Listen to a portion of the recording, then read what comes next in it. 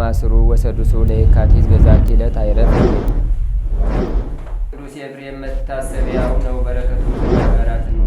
በዚችም ዕለት የጴጥሮስና የሶፊያ በስመ አብ ወወልድ ወመንፈስ ቅዱስ አሐዱ አምላክ አማስሩ ወሰኔው ለሚያዝያ በዛቲ ዕለት አይረፍ አብ ቅዱስ አባ ለእስክንድሮስ ኤጲስቆጶስ ዘኢየሩሳሌም። አንድ አምላክ በሚሆን በአብ በወልድ በመንፈስ ቅዱስ ስም ሚያዝያ 12 በዚች ቀን የኢየሩሳሌም ኤጲስቆጶስ አባ ለእስክንድሮስ አረፈ። ይህም ቅዱስ አስቀድሞ በቀጰዶቅያ አገር ኤጲስቆጶስነት ተሹሞ ነበር። እርሱም የከበሩ ቦታዎችን ተሳልሞ በረከት ተቀብሎ ወደ ሀገሩ ሊመለስ አስቦ ኢየሩሳሌም መጣ። በኢየሩሳሌምም ስሙ በርኪሶስ የሚባል 110 ዓመት የሆነው ጻድቅ ሰው ነበረ። ሹመቱንም ሊተው ይወድ ነበር፣ ወገኖቹ ግን አልለቀቁትም።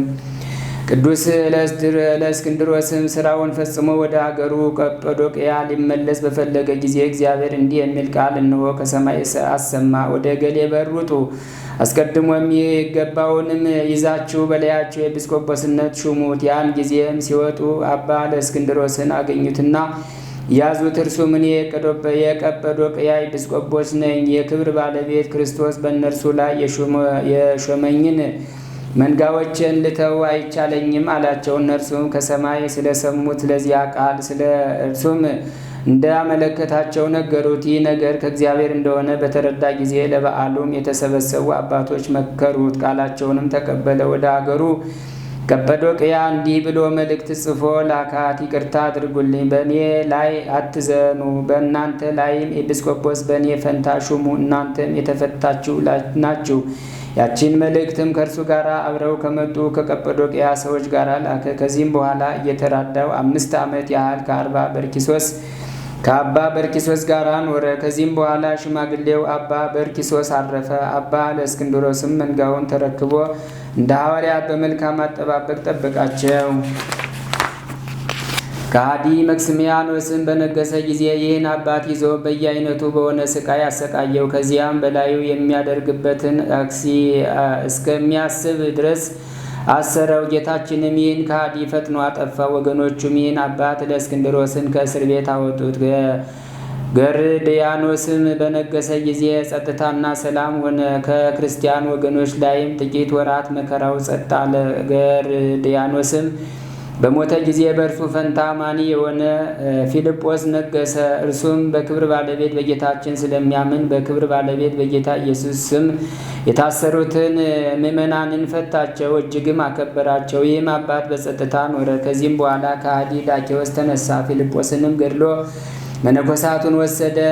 ክርስቲያኖችንም እጅግ አሰቃያቸው። ይህንንም አባት ያዘው፣ ብዙዎችንም የቤተ ክርስቲያንን ሊቃውንት ጽኑ ስቃይን አሰቃያቸው። ይልቁንም ይህን አባት አብዝቶ አሰቃየው። ጽኑ ግርፋትንም ገርፎ ስለት ባላቸው በትሮች የጎኑ አጥንቶች ተሰብረው ወደ ሆዱ እስኪገቡ አስመታው። ከዚህም በኋላ እስከ እስር ቤት ጎትተው በዚያ እንዲጥሉ ታዘዘ። እንዲሁም አደረጉበት። እግዚአብሔር ለመረጣቸው ያዘጋጀውን መንግሥተ ሰማያት እስከወረሰ ነፍሱንም በእግዚአብሔር እጅ እስከሰጠ ድረስ በክብር ባለቤት በጌታችን ኢየሱስ ክርስቶስ እየታመነ በዚያ ወድቆ ኖረ። በጸሎቱ የምትገኝ በረከቱ ከእኛ ጋራ ለዘላለሙ ትኑር አሜን። ሰላም እብል ለዘበእንተ ጽድቅ ዘተዘብጠ አጽመ ገበው ዘውስጥ እስከ ተቀጥቀጠ እለ እስክንድሮስ ዘኮነ በኢየሩሳሌም ስሉጠ ይምጻ የዚያን ረአዮ ህዳጠ ዘምስለ እንጦንስ ወሉቃስ ወአኮ ፍሉጠ። በዚችም ዕለት የመላእክት አለቃ ቅዱስ ሚካኤልን እግዚአብሔር ወደ ነቢዩ ኤርምያስ ላከው። ጠባብና ረግረግ ከሆነ እስር ቤት ሴዴቅያስ ንጉሥ ባሰረው ጊዜ ንጉሡ ባለሟልና የጭፍራ አለቃ የሆነው አቤሜሌክ አወጣው። ያን ጊዜም የኢየሩሳሌምን ጥፋት እንዳያይ መራራ ምርኮንም እንዳይቀምስ ኤርምያስ ነቢይ መረቀው። እንዲሁም ሆነ 66 ዓመትም ተኝቶ ኖረ። ከእርሱ ጋር ወይን በለስ ነበረ፣ አልተለወጠም። የእስራኤል ልጆች ከምርኮ እስቲመለሱ በለሱንም ከደብዳቤ ጋር ወደ ኤርምያስ ባቢሎን አገር ላከው። ስለዚህም የዚህን የከበረ መልአክ ሚካኤልን በየወሩ በ12 ቀን መታሰቢያውን እንድናደርግ የቤተ ክርስቲያን መምህራን አዘዙን። አማላጅነቱ ከሁላችን የክርስቲያን ወገኖች ጋር ለዘላለሙ ይኑር አሜን። ሰላም ለከ ዘተረሳይከ በክብር መልአከ ኪዳኑ ወምክሩ ለእግዚአብሔር ሚካኤል ረዳኢ ለለውስቴር ሶባይር ለረድኤትከ ዘየአጽቦ ነገር አልቦ በሰማይ ዋልቦ በምድር። በዚህች ቀን የከበረ ጠመው በዚችም ቀን የሀገረ ጠመው ኤጲስቆጶስ የከበረ እንጦንስና የአውሳኒዎስ መታሰቢያቸው ነው። በረከታቸውም ከእኛ ጋር ለዘላለሙ ይኑር አሜን። በዚችም ቀን መጥምቁ ዮሐንስ የተገለጠላቸው ጋይዮስና ኤስድሮስ አረፉ። በረከታቸው ከእኛ ጋር ለዘላለሙ ትኑር አሜን። ሰላም ለጋይዮስ ወለኤስድሮስ በሞት ትእዛዘ ወንጌል ለፈጽሞ ለረድኤተ ብእሲ ድውይ በጽሒቅ ወአስተሃመሞ አሃዱ ተሰይመ በፈቃዱ ወበዘይፌውስ ሕማሞ ወካልኡ ተሃድገ ይትለአክ ድካሞ። አንድ አምላክ በሚሆን በአብ በወልድ በመንፈስ ቅዱስ ስም ሚያዝያ 13 በዚች ቀን ሁለት የከበሩ መነኮሳት አባ ኢያሱ ወአባ ዮሴፍ ረድኤቱ ለአብ ቅዱስ ሜሌዎስ ወዝንቱ ዘኮነ ሰማዕተ ዘደብረ ኮራሳን። በዚችም ዕለት የሐዋርያ የሾማት ዲያቆናዊት ሰማዕት የሆነች የዲዮኒስ መታሰቢያዋ ነው። በረከቷ ከእኛ ጋር ለዘላለሙ ትኑር አሜን። በዚችም ዕለት የሰማዕቱ የቅዱስ መናድሌዎስና የአባት አኮሊሳቲሞስ የአራት መነኮሳትን መታሰቢያቸው ነው። በረከታቸው ከእኛ ጋር ለዘላለሙ ትኑር አሜን። ዛቅረብኩ ማይሌታ ዘኪርያ ይላፈም ለተጸምዱከ ዘልፈ ለላ አነብብ ተወከብ ዘንዴቴ መጽሐፈን ተረሰይ ከግዚኦ ጸዲቀ መበለቱ ኩፈ ምላቡላን ዘተርፈ ነቢያት ቅዱሳን ሐዋርያት ሰባክያን ሰማዕታት ጻድቃን ደናግል አድኅዩ መነኮሳት ሄራን ባርኩ ባርኮ ጉባኤ ዛቲ መካን እስከ አረጋዊ ሊቅ ወንዑስ ሕፃን ለዘ ጸሐፎ በክርታስ ወለዛ ጻፎን ዘየደርስ ወለዛ አንበቦ ወለዘ ተርጎሙ በልሳን አዲስ ወለዘ ሰማ ቃሉ በዝነ መንፈስ በጸሎተሙ ማርያም አራቂተ ኩሉም ባይ ስውሬ መሐረነ ኢየሱስ ክርስቶስ። ተአምሪሁ ለቅዱስ ሚካኤል ሊቀ መላእክት ዘስኡል በነበልባል ተንብልናሁ አስተበቁቱ ያሉ ምስለ ኩልን ህዝበ ክርስቲያን ለዓለም ዓለም አሜን። ልመናው አማላጅነቱ በእኛ ላይ ይደርና ተፈጥሮው ከእሳት ነበልባል የሆነ የሊቀ መላእክት ቅዱስ ሚካኤል ያደረገው ተአምሪህ ነው። እግዚአብሔርን የሚፈራ ለነዳያን የሚራራ ዘወትርም በሊቀ መላእክት በቅዱስ ሚካኤል ስምም ለሰው ሁሉ በጎ ነገርን የሚያደርግ አንድ ቸር ሰው ነበረ። በጎ ስራን የሚጠላ የአዳም ልጆች ጠላት ሰይጣን ይህንን ባየ ጊዜ ቀናበት፣ ክፉ ጽኑ ደዌንም አመጣበት፣ ጎባጣም ሆነ። በብዙ ሕማምም ታመመ። ሁልጊዜ ይጮህና ያጓራ ነበር። ደዌውም ጸንቶበታልና ከደዌው ጽናት የተነሳ ከምኝታው መነሳት ስለተሳነው ዘመዶቹና ጎረቤቶቹ በድብቅ በስውር ተሸክመው ይወስዱት ዘንድ ለመናቸው። እነርሱም በሌሊት ሰው ሳያውቅ ወደ ሊቀ መላእክት ቅዱስ ሚካኤል ቤተክርስቲያን ወሰዱት። በክቡር ሊቀ መላእክት ቅዱስ ሚካኤል ስዕል ስርም ወስደው በዚያ አኖሩት። ከዚህም በኋላ ይህ ሕመምተኛ በጽኑ ልቡና ወደ ቅዱስ ሚካኤል ሊቀ መላእክት ጌታዬ ሆይ እኔ ባሪያህ አገልጋይህ በጸሎትህ አምኜ ዝክርህን ስዘክር እኖር ነበርና እርዳኝ፣ ካገኘኝ ከዚህ ደዌ በሽታም ፈጽመህ አድነኝ እያለ ይማጸን ጀመር። እንዲህም እያለ ከለቅሶው ጋር መሪር እንባን በማፍሰስ ደረቱን እየደቃ እየመታ ማለቀሰ። እንዲህም ሆነ። እንዲህም እየሆነ ሳለ በአንዲት ቀንም መንፈቀ ሌሊት በሆነ ጊዜ ታላቅ ብርሃን በላዩ በራ። ከብርሃኑም ውስጥ ሊቀ መላእክት ቅዱስ ሚካኤል ተነስ፣ እግዚአብሔር ከዚህ ደዌ ፈውሶሃል ሲል ተገልጾ ተነጋገረው። ይህ የታመመው ሰውም መልአኩ በዚህ በሚያስጨንቅ ደዌ ተይዤ ሲጨነቅ እያየኝ ለምን ዘገየ? ፈጥነህስ ያልጎበኘኸኝ ለምንድን ነው አለው። ሊቀ መላእክት ቅዱስ ሚካኤል መልሶ እነሆ እግዚአብሔር ፈውሶሃል፣ ጤንነትንም ሰጥቶሃል። ከዚህ የከፋ መከራ እንዳያገኝህ ዳግመኛ አትበድል፣ ኃጢአትም አትስራ ብሎ እጁን ዘርግቶ ሁለንተናውን እየዳሰሰ ተነስ ሂድ፣ እግዚአብሔርም ፈጽሞ አድኖሃልና አለው። ያን ጊዜም ከእንቅልፉ ነቅቶ ተነስቶም በእግሩ ቆሞም ሄደ። ያዳነውን እግዚአብሔርንና በአማላጅነቱ ኃይል የረዳውን የከበረ ቅዱስ ሚካኤልንም አመሰገነ። ከደዌውም ስለዳነ ፈጽሞ ደስ አለው። በሊቀ መላእክት ቅዱስ ሚካኤል ስዕል ፊትም እየሰገደ እየዘመረ በፍጹም ደስታ አመሰገነ። ሕዝቡም ሁሉ ይህን ተአምራት ባዩ ጊዜ የሊቀ መላእክት ቅዱስ ሚካኤልን ክብር ገናናነቱንም አደነቁ፣ ምስጋናውንም አበዙ። የትሩፋቱንም ዜና ተአምራቱን ሁሉ አይተዋልና ሰምተውም ያደንቁ ዘንድ ለሰው ሁሉ ነገሩ። ያ የዳነው ሰውም ከቀድሞው ይልቅ አብልጦ በጎ ሥራን ሠራ። በይቅርታ መልእክተኛ ሊቀ መላእክት ቅዱስ ሚካኤል አማላጅነትም ፍጹም መንግሥተ ሰማያት እስኪወርስ ድረስ በየወሩ በ12 ቀን ዝክሩን መዘከሩን አልተወም፣ ችላም አላለም። የክብር ባለቤት አምላካችን እግዚአብሔር በሊቀ መላእክት ቅዱስ ሚካኤል አማላጅነት እርሱ የጥምቀት ልጆች የሆንን ሁላችንም ያድነን፣ ከደዌ ኃጢአት ይጠብቀን፣ ዕለት ዕለት ከሚመጣብን ድንገተኛ ሞትም ይሰውረን። ሊቀ መላእክት ቅዱስ ሚካኤልም በነበልባል እሳታዊ ክንፉ ከክፉ ወጥመድም ያውጣን ይጠብቀን ለዘላለሙ አሜን። መዳንን የወርሱ ዘንድ ስላላቸው ለማገዝ የሚላኩ የሚያገለግሉ መናፍስት አይደሉምን? ይላል ቅዱስ ጳውሎስ። መናፍስት እያለ የሚጠራቸው መላእክትን ነው። ረቂቃን በመሆናቸው መናፍስት ተብለው መላእክት ይጠራሉ። የትምህርቱ መሰረታዊ ሐሳብ የቅዱሳን መላእክት እገዛና ተራዳይነት ምን እንደሚመስል እንነጋገራለን። ለማገዝ የሚላኩ ነው የሚለው።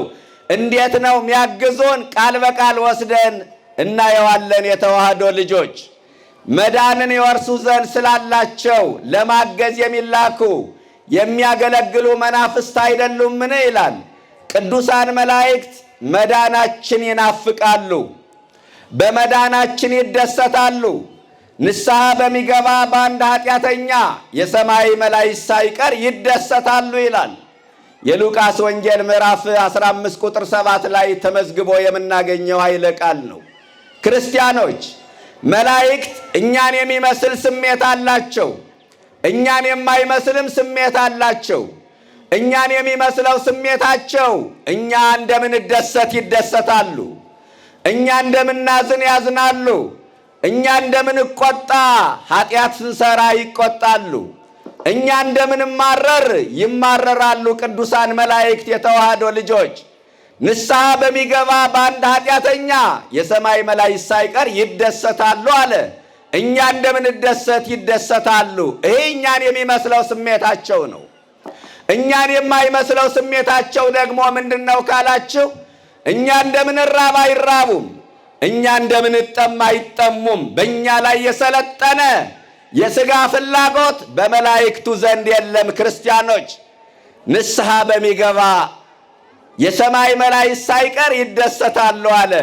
እንዴ የእኛ ንስሐ መግባት መላእክትን የሚያስደስት ከሆነ የኃጢአተኛ መመለስ እነ ሚካኤልን እነ ገብርኤልን የሚያስደስት ከሆነ እባካችሁ ሚካኤልን ደስ ይበለው ብላችሁ ንስሐ ግቡ። ምእመናን ገብርኤልን ደስ ይበለው ብላችሁ ንስሐ ግቡ። ለምን ካላችሁ በእኛ ንስሐ መግባት መላእክት ይደሰታሉ። በሐዘናችን ያዝናሉ፣ በደስታችን ይደሰታሉ። ወይሬዩ ትፍሲተ እንተ ትከውን ለካላን ከመዚያሆሙ ይእቲ ይላል። ሰዎች ደስ ሲላቸው መላእክት አይተው ያ የሰዎች ደስታ የራሳቸው ደስታ እንደሆነ አድርገው ይወስዱታል ይላል። እኛ አንዳንድ ጊዜ በሰዎች ደስታ ልንከፋ እንችላለን። በሰዎች የኑሮ መስተካከል ልንቀና ልንበሳጭ እንችላለን። እንዳለመታደል ሆኖ እኛ እኮ አስቸጋሪ ሰዎች ነን። ሰዎች ሲሾሙ ሲሸለሙ፣ ልብስ እንኳን ሲቀይሩ ደስ የማይለን ብዙ ሰዎች አለን። ከእያንዳንዳችን ጀርባ አጥንትን የሚያነቅዝ ቅናት አለብን። መላእክት ግን በደስታችን ይደሰታሉ፣ በሐዘናችን ያዝናሉ። ስለዚህ መዳንን የወርሱ ዘንድ ስላላቸው በመዳናችን ይደሰታሉ፣ መዳናችን ይናፍቃሉ እያልኳችሁ ነው። እዚህ ላይ ደግሞ ማሳያችሁ ምስጢር መዳንን የወርሱ ዘንድ ነው የሚለው። ክርስቲያኖች አንድ ጥያቄ ላንሳላችሁ። ውርስ የሚገኘው ሰውየው በሕይወት እያለ ነው ከሞተ በኋላ ነው? ንገሩኝ። ከሞት በኋላ ነው ውርስ የሚገኘው። ምን ማለት ነው መዳንን የወርሱ ዘንድ ማለት? አያችሁ፣ በክርስቶስ ሞት የተገኘ የመዳን ውርስ አለ ማለት ነው። ይህንን የመዳን ውርስ ለመውረስ የመላእክት እገዛ ያስፈልጋል። ያለ መላእክት እገዛ በክርስቶስ ሞት የተገኘውን የመዳን ውርስ መውረስ አይቻልም እያለን እኮ ነው ሐዋርያው። መዳንን የወርሱ ዘንድ ስላላቸው ለማገዝ የሚላኩ የሚያገለግሉ መናፍስት አይደሉም? ምን አለ? እንዴት ያግዙናል የሚለውን ተራ በተራ እንመልከት። አንደኛ ቅዱሳን መላእክት የጸለይነውን ጸሎት ያቀረብነውን ልመና በማሳረግ ያግዙናል። የመጀመሪያው ይሄ ነው። የዮሐንስ ራእይ ምዕራፍ 8 ቁጥር 3 ላይ አንድ ሌላ መልአክ መጣና የወርቅ ጥና ይዞ በመሠዊያው አጠገብ ቆመ። ለቅዱሳን ሁሉ እንዲጨምር ብዙ ዕጣን ተሰጠው። የዕጣኑ ጢስም ከቅዱሳኑ ጸሎት ጋር በመልአኩ እጅ ወጣ ይላል። ምእመናን ልብ በሉ። የጸለይነውን ጸሎት፣ ያቀረብነውን ልመና፣ የታጠነው ማኅጠንት፣ የተቆመው ማኅሌት፣ የደረሰው ስብሐተ እግዚአብሔር፣ የተቀደሰው ቅዳሴ፣ የተደረገው በጎ ሥራ ሁሉ በመልአኩ በሚካኤል አማካይነት ወደ ሰማይ ያርጋል፣ ወደ ሰማይ ይወጣል። ስለዚህ ያቀረብነውን ልመና በማሳረግ መላእክቱ ያግዙናል። አንደኛው ይሄ ነው። ሁለተኛ ለጸሎታችን መልስ ይዘው በመምጣት መላእክት ያግዙናል። ምን አልኳችሁ? ለጸሎታችን መልስ ይዘው በመምጣት ያግዙናል።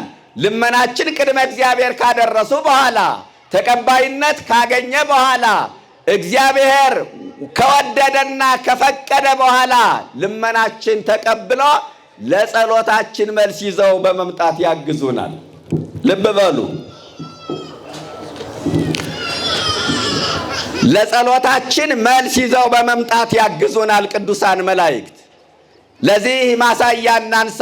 የሉቃስ ወንጌል ምዕራፍ 1 ከቁጥር 5 ጀምሮ እንመልከት። ትምህርት ብቻ አይደለም፣ ሕይወትም እያደረግነው እንሄዳለን። የዘካርያስና የኤልሳቤጥን ታሪክ ታገኛላችሁ። ዘካርያስና ኤልሳቤጥ አብረው ያመሹ ባለትዳሮች ናቸው። የተዋህዶ ልጆች አብረው የሚያረፍዱ ብዙ ናቸው። አብረው የሚያመሹ ግን እግዚአብሔር የረዳቸው ናቸው። አብሮ ለማርፈድ ስሜት ብቻውን በቂ ነው። አብሮ ለማምሸት ግን ቃል ኪዳን ያስፈልጋል። ዘካርያስና ኤልሳቤጥ በትዳራቸው አብረው ያመሹት በትዳራቸው ላይ ጉድለት ሳይገኝ ቀርቶ አልነበረም። ጉድለታቸውን ግን ፍቅር ስለሞላው ነው። በፍቅር ውስጥ ጉድለት ቦታ የለውም። በፍቅር ውስጥ ምክንያት ቦታ የለውም። በፍቅር ውስጥ መታመም፣ ማጣት ቦታ የለውም። የተዋህዶ ልጆች፣ ስለዚህ ዘካርያስና ኤልሳቤጥ አብረው ያመሹ ባለትዳሮች ናቸው። እንደዚህ ይላል፣ ሁለቱም ያለ ነውርና ያለ ነቀፋ በጌታ ሕግና ትእዛዝ እየሄዱ በእግዚአብሔር ፊት ጻድቃን ነበሩ ይላል። የዘካርያስና የኤልሳቤጥ የኑሮ መርሃቸው የባንክ አካውንት አልነበረም፣ የባንክ ሂሳብ አልነበረም። የጌታ ሕግና ትእዛዝ ነው። የተዋህዶ ልጆች፣ በመጽሐፍ ቅዱስ የተጋቡ ሰዎች አብረው ኑረዋል። ዛሬ ግን የሚጋቡት ደሞዙ ስንት ነው፣ ደሞዟ ስንት ነው እየተባባሉ ነው። የሚጋቡት ብሩና ብሪቱ ናቸው አሉ። አብረው ባይኖሩ ታዲያ ይገርማል እንዴ? የተዋህዶ ልጆች አብረው ባይኖሩ እኮ አይገርምም። ፍቅር ማለት ያለምንም መስፈርት እሱን ብቻ መውደድ ነው። ፍቅር ማለት ያለምንም መስፈርት እሷን ብቻ መውደድ ነው። ዛሬ ግን እሱን ሳይሆን የእሱ የሆነውን፣ እሷን ሳይሆን የእሷ የሆነውን መውደድ ተጀምሯል። ዘካርያስና ኤልሳቤጥ የባንክ ሂሳባቸው የጌታ ሕግና ትእዛዝ ነበረ። ሁለቱም በእግዚአብሔር ፊት ጻድቃን ነበሩ ይላል። በማን ፊት ንገሩኝ? ሁለቱም በእግዚአብሔር ፊት ጻድቃን ነበሩ። በሰው ፊት ጻድቃን መባል ቀላል ነው።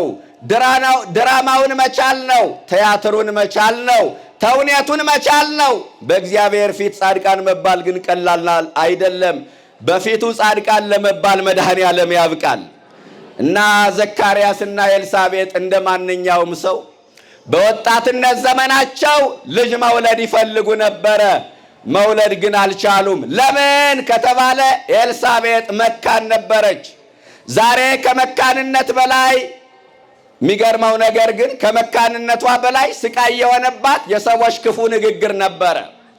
ዛሬም አንዳንዶቹ ከመካንነታቸው በላይ ስቃይ የሆነባቸው የሰዎች ክፉ ንግግር ነው። እስካሁን ልጅ አልወለዳችሁም እንደሚሉ ሰዎች አሉ። ልባችሁ ወደ ቃሉ ይሁን። አሁን መኪና ነው የወጣው አይደለ? ምንም አዲስ ነገር የለም። ምኑ ጋር ነበርኩኝ? አቤት መካንነት። ከመካንነቷ በላይ ስቃይ የሆነባት የሰዎች ክፉ ንግግር ነበረ። ዛሬም አንዳንዶቹ ከመካንነት በላይ ስቃይ የሚሆንባቸው የሰዎች ክፉ ንግግር ነው። እስካሁን ልጅ አልወለዳችሁም እንደሚሉ ሰዎች አሉ።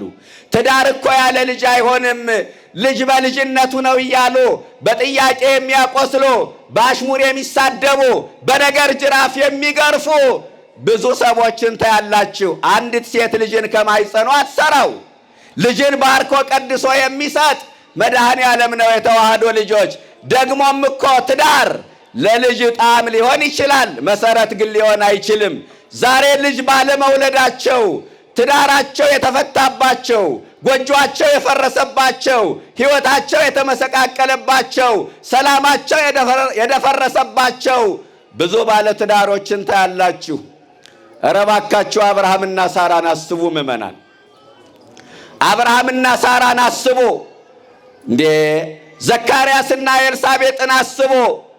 አብርሃምና ሳራ ዛሬ የሚያምኑትም የማያምኑትም ሰዎች የአብርሃምንና የሳራን ጋብቻ የባረከ የእናንተንም ጋብቻ ይባርክ ይላሉ። ከሞቱ አብርሃምና ሳራ 1000 ዓመት ተቆጥሯል እኮ ምእመናን፣ አይደለም እንዴ? ግን ተሳስበው ስለኖሩ አንዳቸው ያንዳቸውን ጉድለት ስለሞሉ አንዳቸው ያንዳቸውን ድካም ስለተሸከሙ እስካሁን ድረስ ስማቸው በበጎ ሲነሳ ይኖራል። ጌታዬ ትለዋለች ሳራ፣ እሱም ደግሞ እመቤቴ እያለ ይጠራታል። ተሳስበው የኖሩ ናቸው። ዘካርያስና ኤልሳቤጥንም ጻድቃን ያሰኛቸው የተዋህዶ ልጆች ተሳስበው በመኖራቸው ነው። እንዲሁ አንዳንድ ጊዜ ልጅ ማነው ቤት ንብረት ሳይጓደል በልጆች ሳቅ ቤት ሞልቶ ደስታ ሳይጠፋ እግዚአብሔርን ማመስገን ቀላል ነው። ነገር ግን በመከራ ውስጥ ሆኖ ደስተኛ መሆን ተመስገን ማለት ግን ቀላል ነገር እንዳይመስላችሁ ምእመናን። ቢሞላም ቢጎልም፣ ደስ ቢላችሁም ቢከፋችሁም፣ ብታጡም ብታገኙም ተመስገን ማለት እንልመድ። ካልተሰጠን የተሰጠን ብዙ ነው። ከሌለን ያለን ብዙ ነው።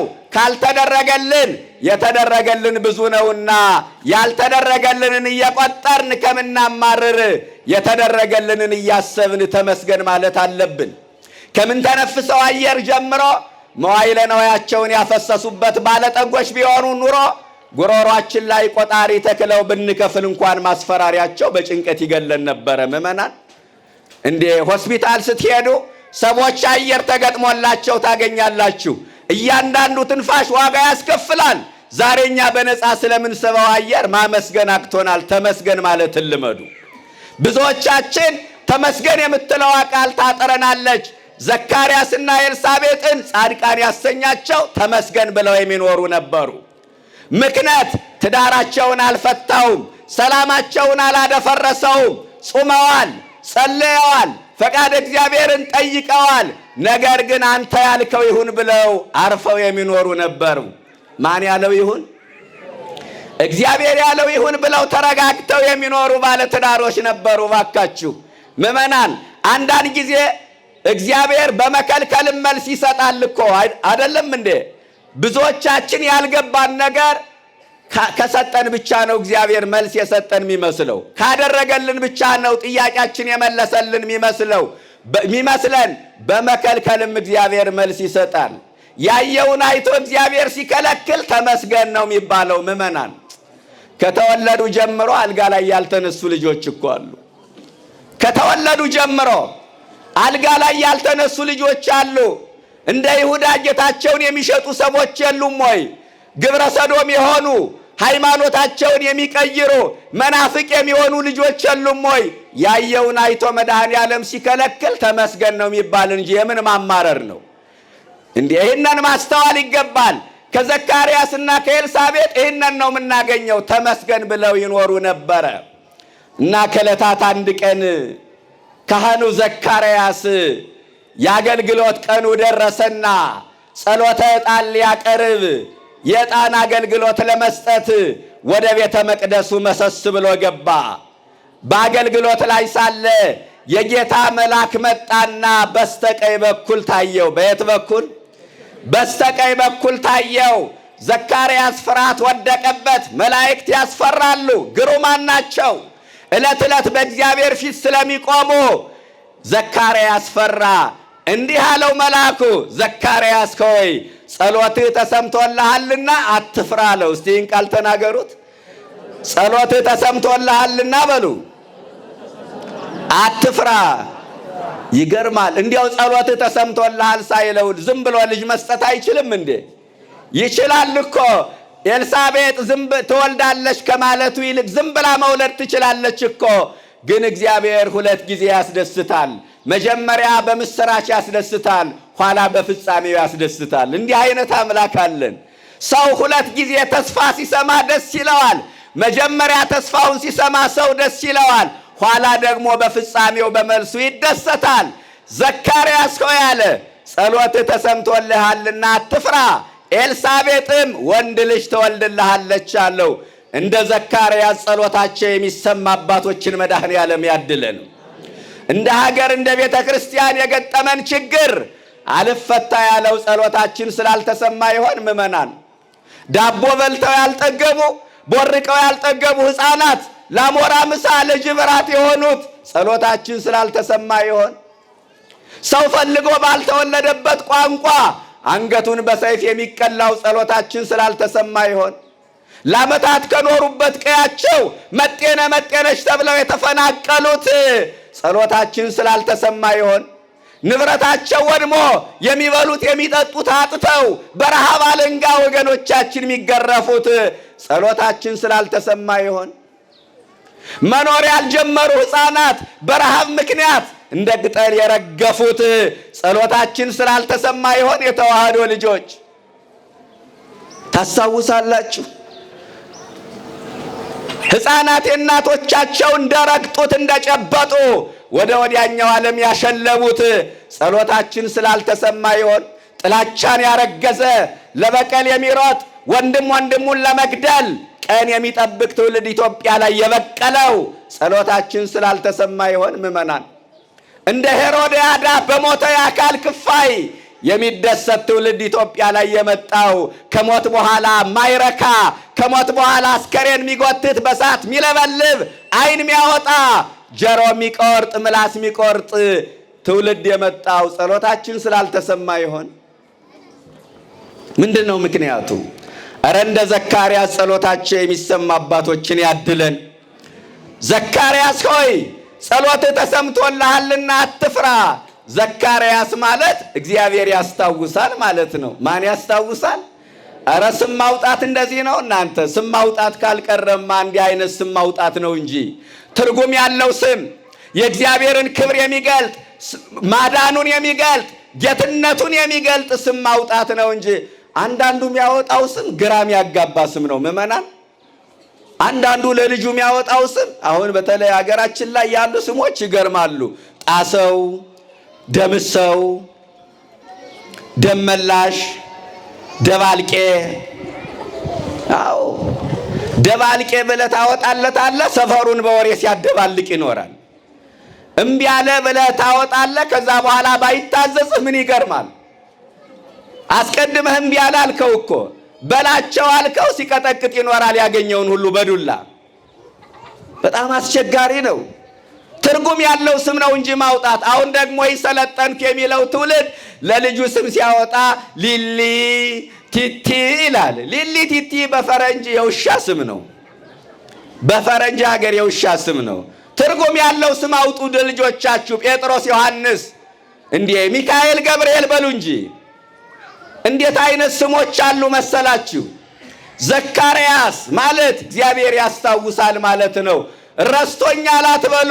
እግዚአብሔር የሚያስታውስ አምላክ እንጂ የሚረሳ አምላክ አይደለም። ምእመናን፣ ረስቶኛል አትበሉ፣ ትቶኛል አትበሉ። ከተወን እግዚአብሔር እኮ ውለን አንገባም። ምእመናን፣ አድሮ መነሳት እኮ አንችልም። ረስቶኛል ትቶኛል ማለት የክደት ዋዜማ ነው። ሰው ለጥያቄው መልስ ሲያጣ፣ ቀኑ ሲረዝምበት፣ መከራው ሲበዛበት እግዚአብሔር ረስቶኛል ማለት ይጀምራል። ቀቢጸ ተስፋ ላይ ሲደርስ ደግሞ ተስፋ የመቁረጡ ደረጃ ከፍ እያለ ሲመጣ እግዚአብሔር አይወደኝም ማለት ይጀምራል። ተስፋ የመቁረጡ ደረጃ አሁንም እያሻቀበ ከፍ እያለ ሲመጣ እግዚአብሔርማ የለም ቢኖርማ ማለት ይጀምራል። እባካችሁ ቀቢጸ ተስፋ ላይ አትድረሱ። በአንድ ወቅት እስራኤላውያን እንዲህ አይነት ቀቢጸ ተስፋ ገጥሟቸው ነበረ። በትንቢተ ኢሳይያስ ምዕራፍ 58 ቁጥር 5 ላይ ስለምን ጾምን አንተም አላወከንም፣ ስለምን ራሳችን አዋረድን አንተም አልተመለከትከንም አሉ። ጾመው ጸልየው ለጥያቄያቸው መልስ በማጣታቸው እግዚአብሔር አላየንም እስከ ማለት ደርሰዋል። እግዚአብሔር አያይም? ምእመናን ዘፈጠራሁ ለዓይን ኢይሬይኑ አለ ዳዊት። ዓይንን የፈጠረ እግዚአብሔር አያይምን? የእግዚአብሔር ዓይኖችማ ያያሉ፣ ብሩሃን ናቸው። የእግዚአብሔር ዓይኖችማ ብሩሃን ናቸው፣ አይጨልሙም። የእግዚአብሔር ዓይኖችማ ጻድቃን ናቸው፣ አያደሉም። የእግዚአብሔር ዓይኖችማ ምሉዓን ናቸው፣ አይወሰኑም። የእግዚአብሔር ዓይኖችማ ኃያላን ናቸው፣ አይደክሙም። አላየኝም አትበሉ፣ ረስቶኛል አትበሉ። ዛሬም ጾመው ጸልየው ለጥያቄያቸው መልስ በማጣታቸው እግዚአብሔር የረሳቸው እየመሰላቸው የሚቅበዘበዙ ብዙ ሰዎች አሉ።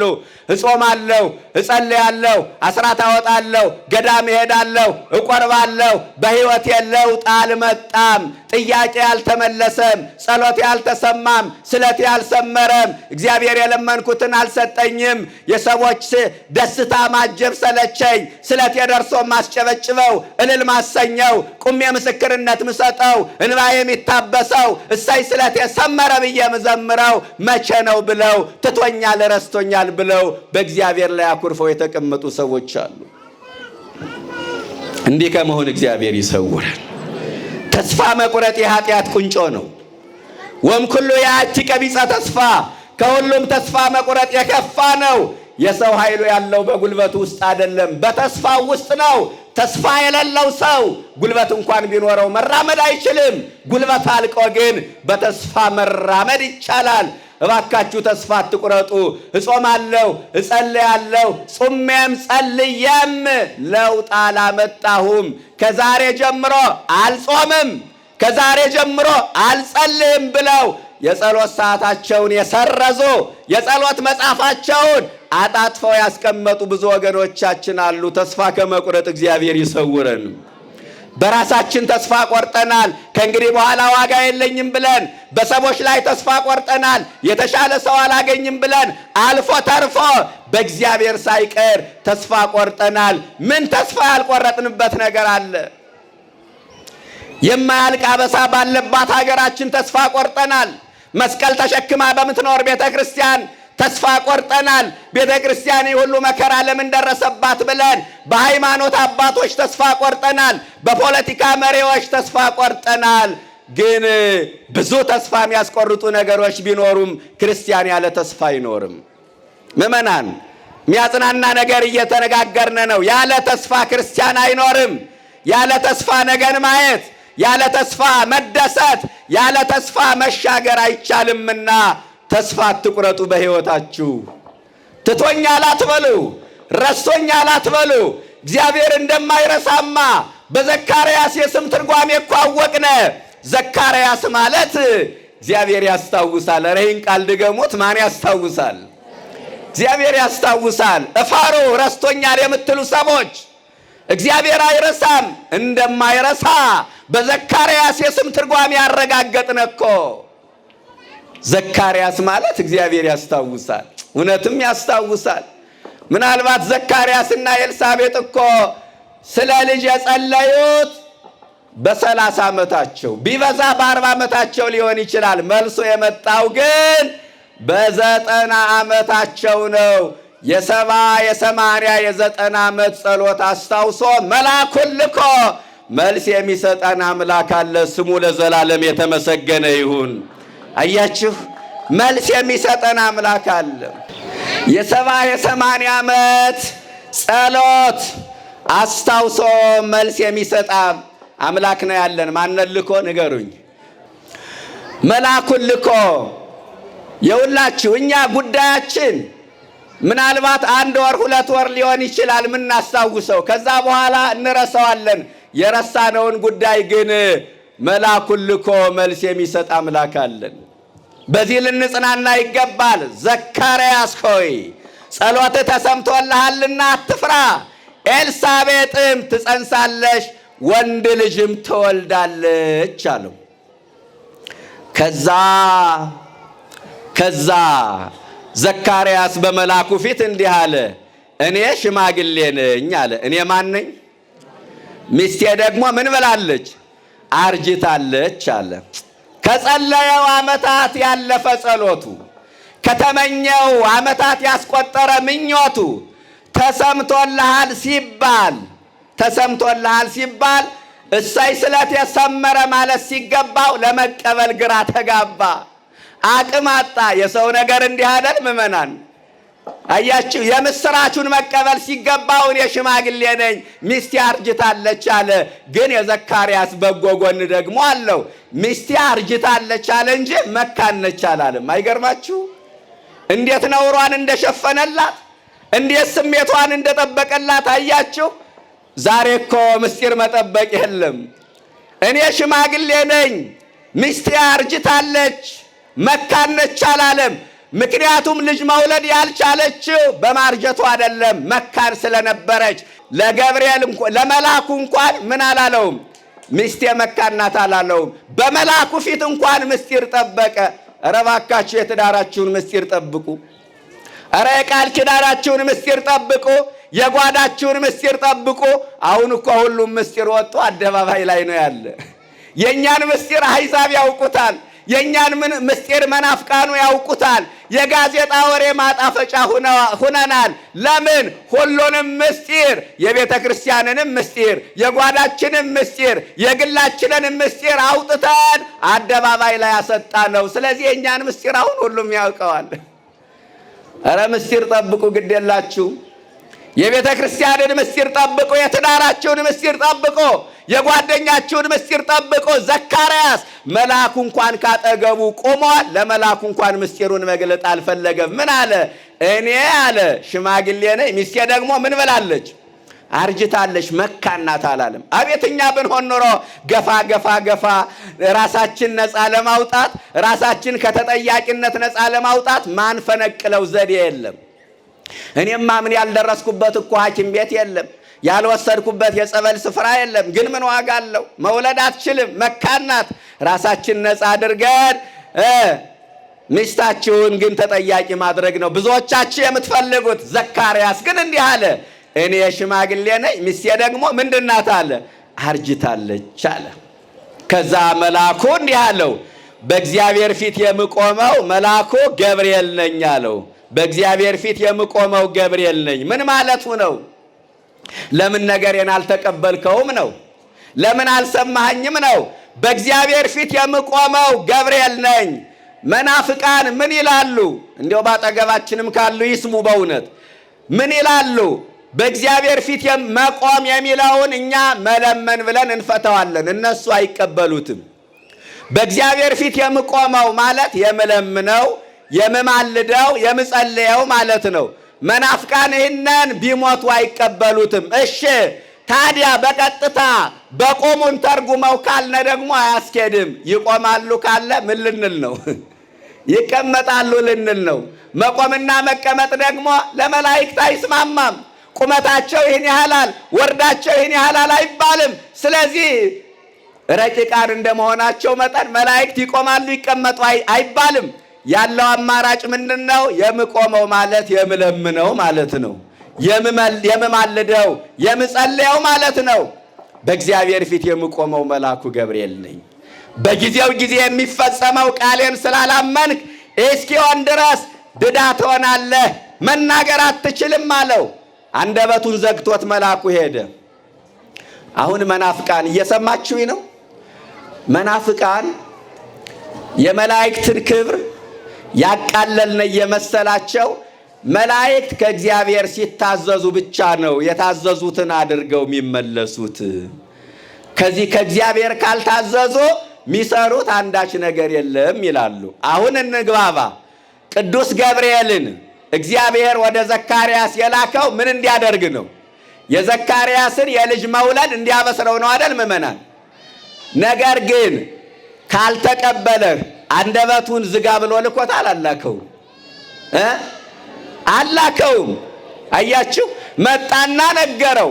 አልቀበልም ሲል መልአኩ ስልጣን ስላለው አንደበቱን ዘጋው። ከእግዚአብሔር ተልከውም ይሁን ሳይላኩ መላእክት የወደዱትን ማድረግ ይችላሉ። እየሰማችሁ ነው? እንዲህ ዕቃ እኮ አይደሉም። ስሜት እኮ አላቸው እንደኛ። የወደዱትን ማድረግ ይችላሉ። ሲፈልጉ መግደል፣ ሲፈልጉ ማዳን፣ ሲፈልጉ አንደበትን መዝጋት፣ ሲፈልጉ አንደበትን መክፈት ይችላሉ። ይህንን ነው ያየነው በዚህም ታሪክ ውስጥ ምዕመናን።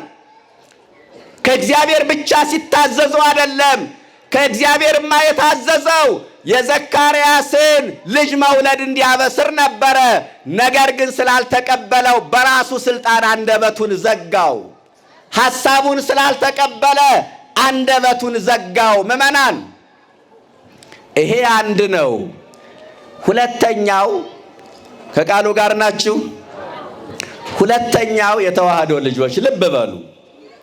አሁን ነገረ መላእክትን አይደል ሕይወትም እየተማማርን ነው። አሁን ደግሞ አንዳንድ ሐሳቦችን ለነሱ ምላሽ የሚሆኑ ነገሮችን እያየን ነው ምን ሄደው። ሁለተኛ ልብ በሉ፣ አንደበቱን ዘጋው ሐሳቡን ስላልተቀበለው። የዘካርያስ አንደበት መዘጋት ቅጣት ነው በአንድ በኩል፣ በሌላ በኩል ግን እኔ ቡራኬ ነው ብዬ ነው የምወስደው። ለምን መሰላችሁ?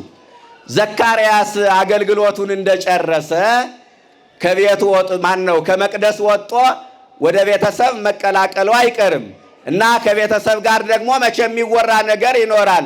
እንዲያው በቤተ መቅደስ እኮ በአገልግሎት ላይ ሳለሁ መልአክ ይሁን ሰይጣን ይሁን በህልሜ ይሁን በውኔ ይሁን እንዲያው ልጅ ትወልዳለህ እኮ አለኝ ማለቱ ይቀራል እንዴ?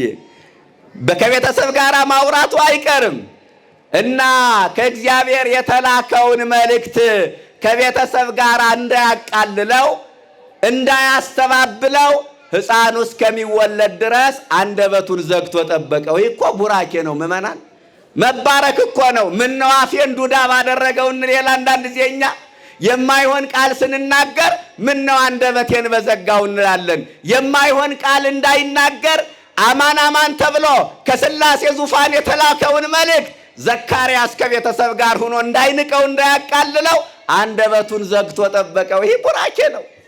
እንዲያው በእውነት በተቃራኒው የምናየው ካህን አይደለም፣ ታላቅ ካህን ነው ዘካርያስ። ዘካርያስ ሆይ ጸሎትህ ተሰምቶልሃልና አትፍራ፣ ለጸሎታችን መልስ ይዘው በመምጣት ያግዙናል ነው ሁለተኛው ነጥብ። ለጸሎታችን መልስ ይዘው በመምጣት ያግዙናል።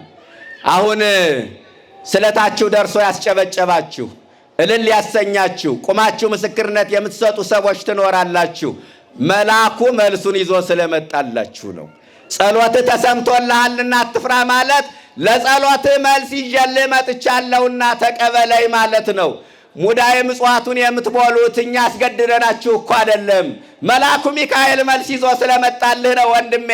ዕጣን ቋጥረሽ የምትበጭው መባት አቅፈ የምትመጣው እኛ አስገድዳናችሁ አይደለም። መልአኩ ለጸሎታችሁ መልስ ይዞ ስለመጣ ነው። ጸሎትህ ተሰምቶልሃልና አትፍራ። ለጸሎታችን መልስ ይዘው በመምጣት መላእክት ያግዙናል። ሁለተኛው ይሄ ነው። ሶስተኛ በጠባቂነት ያግዙናል። በምን ያግዙናል? በጠባቂነት ያግዙናል። ሶስተኛ ንገሩኛ፣ በስንት ያግዙናል? በጠባቂነት ያግዙናል። ቅዱሳን መላእክት በጠባቂነት ያግዙናል። ለእያንዳንዳችን አንዳንድ ጠባቂ መልአክ አለን። የቀን አንድ ጠባቂ አለን። የሌሊት ደግሞ አንድ ጠባቂ መልአክ አለን። ለሌሎች ፍጥረታት አንዳንድ ጠባቂ መልአክ ተሰጧቸዋል። በጥቅስ እናስደግፈው በመጠበቅ ያግዙናል ነው ሶስተኛው ነጥቤ። በመዝሙር 90 ቁጥር 8 ላይ እንዲህ ይላል፣ እይቀርብ እኮ ኀቤከ ክፉ ወደ አንተ አይቀርብም። እስቲ ይህን ቃል ተናገሩ። ክፉ በሉ፣ ድምፃችሁ በደንብ ይሰማ። ክፉ ወደ አንተ አይቀርብም። ወይበው መቅሰፍት ቤተከ፣ መቅሰፍትም ንገሩኛ ወደ ቤትህ አይገባም። ክፉ ለምንድን ነው ወደ አንተም አይቀርበው? መቅሰፍት ወደ ቤትህ የማይገባው ለምንድን ነው ካልከኝ አለ እስመ ለመላእክቲሁ የያዘዞሙ በእንቲአከ አለ። መላእክቱን ስላንተ ያዘዛቸዋል፣ ስላንቺ ያዘዛቸዋል። ከመይቀቡ ከበኩሉ ፍናዊከ በመንገድ ሁሉ ይጠብቁ ዘንድ መላእክትን ስላንተ ያዘዛቸዋልና ክፉ ወደ አንተ አይቀርብም፣ መቅሰፍትም ወደ ቤትህ አይገባም አለ። በመንገድህ ይጠብቁ ዘንድ መላእክት ታማኝ ጠባቂዎቻችን ናቸው። ሚካኤል፣ ገብርኤል ታማኝ ጠባቂዎቻችን ናቸው። አንዳንዱ ጠባቂ የሚመስለው ቤቱ ውስጥ የቀጠረው ዘበኛ ይመስለዋል። አንዳንዱ ጠባቂው የሚመስለው ግቢ ውስጥ ያሰረው ውሻ ይመስለዋል። አንዳንዱ ጠባቂ የሚመስለው በኤሌክትሪክ ያጠረው ሽቦ ይመስለዋል። አይደለም። የታጠረው የታጠረው አጥርም መብራት ሲሄድ ይጠፋል፣ ሌባ ይመጣል። አንዳንድ ጊዜ ውሻውም የሆነ ነገር ጣል ካደረጉለት ይታለላል፣ ዘበኛውም እንቅልፍ ይወስደዋል። ወንድሜ ከዚህ በላይ ታማኝ ጠባቂዎቻችን መላእክት ናቸው። ምስጋና ይድረሳቸው።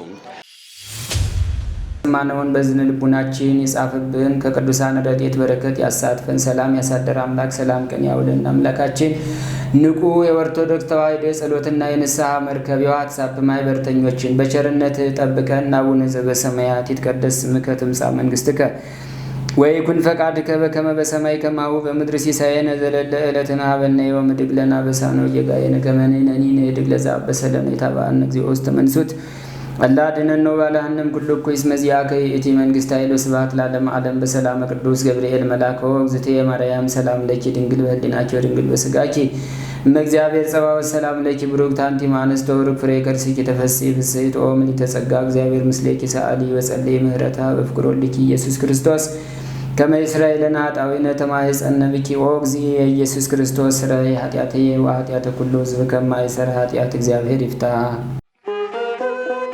ንቁ ሚዲያ ለተመልካቾቹ ከሚያደርሳቸው ዕለታዊ ሳምንታዊና ወርሃዊ ዝግጅቶች መካከል የየዕለቱን ስንክሳር ወርሃዊና ዓመታዊ የቅዱሳን ገላትና ድርሳናትን በኢትዮ ማህበር የዩቲዩብ ቻናል ያቀርባል።